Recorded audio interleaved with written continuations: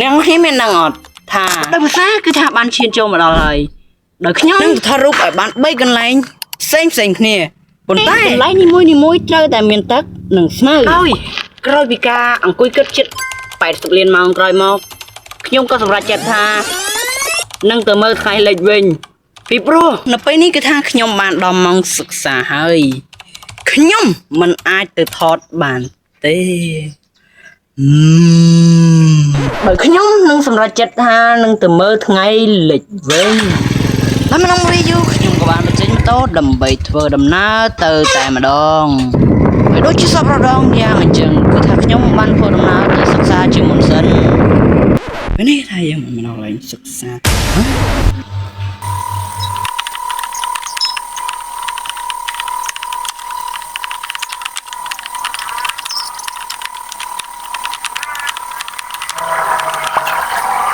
បើថានៅពេលនេះថាយើងបានរៀនរួចហើយដល់មិនអងពេលយូរខ្ញុំក៏ចាប់ផ្ដើមនឹងធ្វើដំណើរទៅគោលដៅបន្ទាប់ហើយនោះគឺជាគោលដៅដែលខ្ញុំនឹងត្រូវទៅហើយពេលនេះគឺថាយើងបានទុកម៉ូតូចោលដើម្បីធ្វើដំណើរដើរទៅកាន់ភ្នំដែលយើងនឹងត្រូវដើរសម្ដៅនោះហើយគោលដៅរបស់យើងនោះគឺថាដដែលទេអត់មានកន្លែងណាឆ្ងាយសោះហើយបាទហើយរងចាំទស្សនាថាតើខ្ញុំនឹងអាចបានថតថ្ងៃលិចដែរឬទេហើយកុំឲ្យចាំយូរបាទគឺថាទៅទស្សនាចាំទស្សនាថាគ្នាបានជោគជ័យក្នុងការមើលថ្ងៃលិចដែរឬទេនេះគឺជាអាកាសធាតុដែលយើងនឹងទទួលនៅភាពបរាជ័យតែម្ដងបាទនេះគឺជាភាពជោគជ័យរបស់ខ្ញុំបាទខ្ពស់ខ្លាំងមែនតើថ្ងៃមិនទាន់លិចទេបាទប៉ុន្តែថានៅលិចបានដែរទេបាទក្នុងពេលនេះគឺថាយើងបានធ្វើដំណើរមកដល់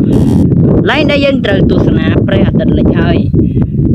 ដោយព្រះអាទិត្យមិនទាន់លិចខ្ញុំក៏ចាប់ផ្ដើមថានឹងហូបនំជាមុនសិន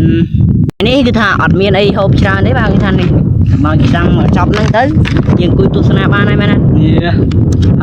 ហើយខ្ញុំក៏សូមអធិស្ឋានទៅដល់អ្នកនរគ្នានៅសំឡេងរំខានជាច្រើនដែលគឺថាខ្យល់មកវូអញ្ចឹងទៅ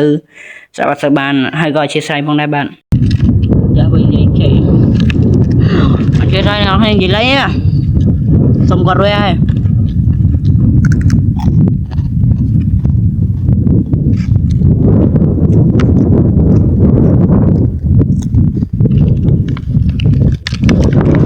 ថ្ងៃនេះខ្ពស់ដល់ហើយ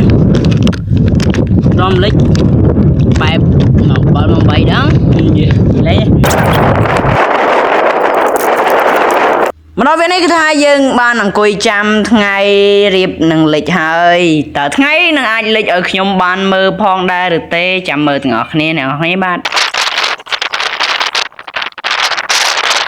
មកដល់វគ្គដែលត្រូវនឹងថ្ងៃលិចហើយ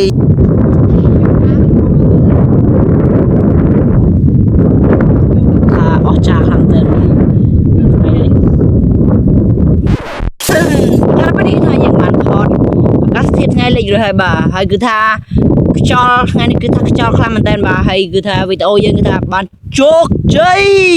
ហើយគឺថាមានច្រើនទេបាទគឺថាវីដេអូយើងមានតែប៉ុណ្្នឹងឯងបាទហើយសង្ឃឹមថាអ្នកនេះកុំភ្លេច follow ផងណាបាទ follow